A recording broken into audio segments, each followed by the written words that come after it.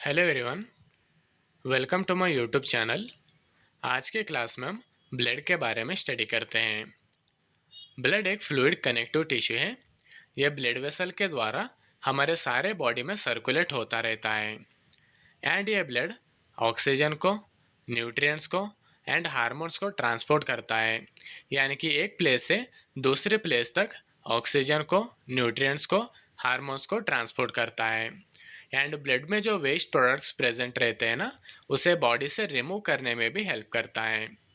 And हमारे body में जो ऑर्गन्स प्रेजेंट रहते हैं ना, उस ऑर्गन को प्रॉपरली फंक्शन करने में भी ब्लड हेल्प करता है। एंड ये ब्लड का वॉल्यूम देखा गया तो अडल्ट मेल में 5 to 6 litres of blood body में प्रेजेंट रहता है।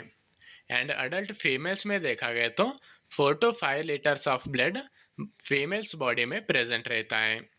एंड ब्लड का वेट देखा गया तो बॉडी वेट के हिसाब से 7 to 8% ऑफ वेट ब्लड का प्रेजेंट रहता है। एंड ये ब्लड का कंपोजिशंस देखा गया तो 55% ऑफ प्लाज्मा ब्लड में प्रेजेंट रहता है। यानी कि प्लाज्मा में water, proteins, electrolytes, nutrients, hormones and waste products plasma में प्रेजेंट रहता है। एंड 45% ऑफ एलिमेंट्स ब्लड में प्रेजेंट रहते हैं। एलिमेंट्स यानी कि red blood cells, white blood cells and platelets blood में प्रेजेंट रहते हैं। फर्स्ट हम प्लाज्मा के बारे में स्टडी करते हैं। प्लाज्मा एक स्ट्रॉ कलर लिक्विड पार्ट रहता है ब्लड में। एंड ये प्लाज्मा का मेन वर्क देखा गया तो ट्रांसपोर्ट का वर्क करता है। यानी कि ब्लड में जो ब्लड सेल्स प्रेजेंट रहते हैं ना, उसको एक प्लेस से दूसरे प्लेस तक प्लाज्मा कैरी करता है। ब्लड सेल यानी कि red blood cells, white blood cells and platelets जो ब्लड में प्रेजेंट रहते हैं ना, उसको एक प्लेस से दूसरे प्लेस तक कैरी करता है। एंड ये प्लाज्मा न्यूट्रिएंट्स को, हार्मोन्स को एंड प्रोटीन्स को एंड वेस्ट प्रोडक्ट्स को कैरी करने में भी प्लाज्मा हेल्प करता है। एंड ये प्लाज्मा का कंपोजिशंस देखा गया तो 90% ऑफ वाटर प्लाज्मा में प्रेजेंट रहता है। एंड ये वाटर का फंक्शन देखा गया तो ये ट्रांसपोर्टिंग का वर्क करता है। यानी कि ब्लड में जो कंपोजिशंस प्रेजेंट रहते हैं ना, वो एक प्लेस से दूसरे प्लेस तक कैरी होने में वाटर हेल्प करता है। एंड ये प्लाज्मा में 7 to 8% प्रोटीन्स प्रेजेंट रहते हैं। प्रोटीन्स यानी कि अल्बुमिन, ग्लोबुलिन एंड फिब्रिनोजेंस प्रेजेंट रहते हैं। ये अल्बुमिन का वर्क देखा गया तो ब्लड वॉल्यूम को एंड ऑस्मोटिक प्रेशर्स को मेंटेन रखने में हेल्प करता है। एंड ग्लोबुलिन्स जो प्रेजेंट रहते हैं ना, वो हमारे बॉडी को इम्यूनिटी प्रोवाइड करते हैं एंड ट्रांसपोर्टिंग में हेल्प करते हैं। एंड जो फिब्रिनोजेंस प्रेजेंट रहते हैं ना, ये ब्लड को क्लॉटिंग करने में हेल्प करते हैं।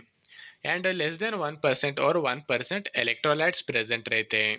इलेक्ट्रोलाइट्स यानी कि sodium, potassium, chloride and calcium present रहते हैं। ये इलेक्ट्रोलाइट्स हमारे बॉडी फ्लूइड्स को मेंटेन रखने में हेल्प करते हैं। एंड प्लाज्मा में जो न्यूट्रिएंट्स प्रेजेंट रहते हैं ना, न्यूट्रिएंट्स यानी कि glucose, amino acid, fatty acid and vitamin जो प्रेजेंट रहते हैं ना, ये न्यूट्रिएंट्स हमारे बॉडी को एनर्जी प्रोवाइड करते हैं। एंड जो प्लाज्मा में हार्मोन्स प्रेजेंट रहते हैं ना, ये हार्मोन्स टारगेटेड ऑर्गन्स तक रीच होते हैं एंड ऑर्गन्स को प्रॉपरली फंक्शन करने में हेल्प करते हैं। एंड ये प्लाज्मा में जो वेस्ट प्रोडक्ट्स प्रेजेंट रहते हैं ना, वेस्ट प्रोडक्ट्स यानी कि urea, uric acid, creatine and carbon dioxide जो प्लाज्मा में प्रेजेंट रहता है ना, वो किडनी तक रीच होता है। वो किडनी तक रीच होने के बाद किडनी उसे फिल्टर करके हमारे बॉडी से रिमूव करता है। एंड प्लाज्मा का फंक्शंस देखा गया तो न्यूट्रिएंट्स को, हार्मोन्स को, ऑक्सीजन को, कार्बन डाइऑक्साइड को एंड वेस्ट प्रोडक्ट्स को जो प्लाज्मा में प्रेजेंट रहते हैं ना, उसको ट्रांसपोर्ट करने में हेल्प करता है। यानी कि एक प्लेस से दूसरे प्लेस तक कैरी करने में प्लाज्मा हेल्प करता है। एंड ब्लड प्रेशर को एंड ब्लड वॉल्यूम को मेंटेन रखता है। एंड इलेक्ट्रोलाइट बैलेंस को एंड ब्लड के पीएच को भी मेंटेन रखता है। एंड हमारे बॉडी टेम्परेचर को भी रेगुलेट करता है। एंड ब्लड कोगुलेशन में हेल्प करता है, यानी कि ब्लड क्लॉटिंग में हेल्प करता है। एंड हमारे प्लाज्मा में जो एंटीबॉडीज प्रेजेंट रहते हैं ना, ये एंटीबॉडीज इन्फेक्शन से फाइट करने में भी हेल्प करते हैं। एंड सेकंड हम फॉर्म्ड एलिमेंट्स के बारे में स्टडी करते हैं। फॉर्म्ड एलिमेंट्स यानी कि रेड ब्लड सेल्स, इसे हम आरबीसी और एरिथ्रोसाइट्स भी कहते हैं। And second is white blood sales, इसे हम डब्ल्यूबीसी और ल्यूकोसाइट भी कहते हैं। ये डब्ल्यूबीसी सेल में टाइप्स रहते हैं। टाइप्स यानी कि neutrophil, lymphocytes, monocytes, eosinophil and basophils. ये सारे डब्ल्यूबीसीस का टाइप हैं। And third one is platelet. इस प्लेटलेट्स को हम थ्रोम्बोसाइट्स भी कहते हैं। एंड ये सारे एलिमेंट्स को हम वन बाय वन हम स्टडी करते हैं। फर्स्ट हम रेड ब्लड सेल के बारे में स्टडी करते हैं। रेड ब्लड सेल को हम एरिथ्रोसाइट्स भी कहते हैं। एंड ये रेड ब्लड सेल्स ब्लड में लार्ज अमाउंट में प्रेजेंट रहता है। एंड ये रेड ब्लड सेल्स में हीमोग्लोबिन प्रेजेंट रहता है। ये हीमोग्लोबिन ऑक्सीजन को कैरी करने में हेल्प करता है। यानी कि लंग्स में जो ऑक्सीजन प्रेजेंट रहते हैं ना, वो बॉडी टिश्यूज तक ऑक्सीजन कैरी करने में हीमोग्लोबिन हेल्प करता है। एंड जो टिश्यूज में कार्बन डाइऑक्साइड प्रेजेंट रहता है ना, वो कार्बन डाइऑक्साइड लंग्स तक कैरी करने में भी रेड ब्लड सेल्स हेल्प करते हैं। एंड ये रेड ब्लड सेल्स का नॉर्मल काउंट देखा गया तो मेल्स में 4.7 to 6.1 million red blood cells males में प्रेजेंट रहता है। एंड फीमेल्स में देखा गया तो 4.2 to 5.4 million red blood cells female में प्रेजेंट रहते हैं। एंड रेड ब्लड सेल का वॉल्यूम देखा गया तो 44 to 45% of red blood cells blood में प्रेजेंट रहते हैं। एंड ये आरबीसीज का स्ट्रक्चर देखा गया तो ये बाइकॉन्केव यानी कि डिस्क शेप में रेड ब्लड सेल्स प्रेजेंट रहते हैं। एंड ये मेजर आरबीसीज में न्यूक्लियस प्रेजेंट नहीं रहता है। एंड ये आरबीसीज फ्लेक्सिबल रहने के कारण स्मॉल और टाइनी कैपिलरीज में इजीली मूव होते हैं। एंड ये आरबीसीज में हीमोग्लोबिन प्रेजेंट रहता है। ये हीमोग्लोबिन ऑक्सीजन को कैरी करता है। एंड ये हीमोग्लोबिन ब्लड में प्रेजेंट रहने के कारण ब्लड का कलर रेड कलर में फॉर्मेशन होता है। एंड हीमोग्लोबिन का नॉर्मल लेवल देखा गया तो मेल्स में 13.5 टू 17.5 ग्राम पर डेसीलीटर हीमोग्लोबिन मेल्स में प्रेजेंट रहता है। एंड फीमेल्स में देखा गया तो 12 टू 15.5 ग्राम पर डेसीलीटर हीमोग्लोबिन फीमेल्स में प्रेजेंट रहता है। एंड ये रेड ब्लड सेल्स का फंक्शन देखा गया तो ये आरबीसीज ऑक्सीजन को ट्रांसपोर्ट करने में हेल्प करते हैं। यानी कि लंग्स में जो ऑक्सीजन प्रेजेंट रहते हैं ना, वो बॉडी के टिश्यूज तक कैरी करने में रेड ब्लड सेल्स हेल्प करते हैं। एंड ये आरबीसीज कार्बन डाइऑक्साइड को भी कैरी करने में हेल्प करते हैं। यानी कि टिश्यूज में जो कार्बन डाइऑक्साइड प्रेजेंट रहता है ना, वो लंग्स तक कैरी करने में भी आरबीसीज हेल्प करते हैं। एंड ये रेड ब्लड सेल्स हमारे बॉडी का जो एसिड बेस बैलेंस रहता है ना, यानी कि ब्लड का जो पीएच लेवल रहता है ना, उसको मेंटेन करने में भी रेड ब्लड सेल्स हेल्प करते हैं। एंड ये रेड ब्लड सेल्स का प्रोडक्शन देखा गया तो ये रेड बोन मैरो में रेड ब्लड सेल्स प्रोड्यूस होते हैं।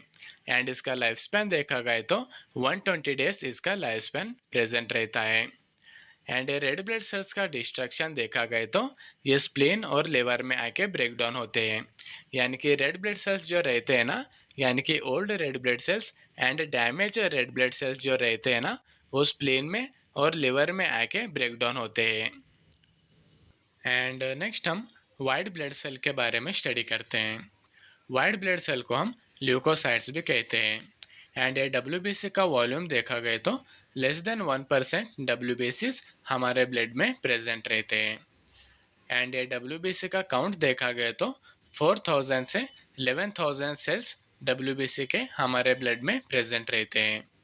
एंड ये डब्ल्यूबीसी का प्रोडक्शन देखा गया तो ये बोन मैरो में डब्ल्यूबीसी सेल्स फॉर्मेशन होते हैं। एंड इसका फंक्शन देखा गया तो ये हमारे बॉडी को प्रोटेक्ट करने में हेल्प करते हैं। यानी कि इन्फेक्शन डिसीज से प्रोटेक्ट करते हैं। एंड हमारे बॉडी में जो harmful micro organism and abnormal cells present रहते हैं ना, उसको डिस्ट्रॉय करके हमारे बॉडी को प्रोटेक्ट भी करता है। एंड डब्ल्यूबीसी के टाइप्स एंड फंक्शंस देखा गया तो डब्ल्यूबीसी में मेनली 5 टाइप्स प्रेजेंट रहते हैं। उसमें फर्स्ट वन इज़ न्यूट्रोफिल। ये न्यूट्रोफिल बैक्टीरियल इन्फेक्शन से फाइट करने में हेल्प करते हैं। And second one is lymphocyte. ये लिम्फोसाइट एंटीबॉडीज़ को प्रोड्यूस करते हैं। ये एंटीबॉडीज़ वायरल इन्फेक्शन से फाइट करने में हेल्प करते हैं। And third one is monocyte. ये मोनोसाइट हमारे बॉडी में जो dead cell and germs present रहते हैं ना, उनको रिमूव करने में मोनोसाइट्स हेल्प करते हैं। And fourth one is eosinophil. ये इसिनोफिल पैरासाइट से फाइट करते हैं एंड एलर्जिक रिएक्शन में रिस्पॉन्स करते हैं। And fifth one is basophil. ये बेसोफिल हिस्टामाइन को रिलीज करते हैं। जब बॉडी में एलर्जी होता है ना, तब हिस्टामाइन को बेसोफिल्स रिलीज करते हैं एंड इन्फ्लामेटरी रिएक्शन से भी रेस्पॉन्स करने में बेसोफिल्स हेल्प करते हैं। एंड नेक्स्ट हम प्लेटलेट्स के बारे में स्टडी करते हैं। ये प्लेटलेट्स को हम थ्रोम्बोसाइट्स भी कहते हैं। ये प्लेटलेट्स स्मॉल रहते हैं एंड कलरलेस सेल्फ फ्रैगमेंट रहते हैं ब्लड में। ये प्लेटलेट्स का प्रोडक्शन देखा गया तो ये बोन मैरो में प्लेटलेट्स प्रोड्यूस होते हैं एंड इसका नॉर्मल काउंट देखा गया तो 1.5 लाख से 4.5 लाख प्लेटलेट्स हमारे ब्लड में प्रेजेंट रहते हैं एंड प्लेटलेट का वॉल्यूम देखा गया तो ये लेस देन 1% हमारे ब्लड में प्रेजेंट रहते हैं एंड ये प्लेटलेट का लाइफ स्पैन देखा गया तो 7 to 10 डेज प्लेटलेट्स का लाइफ स्पैन प्रेजेंट रहता है।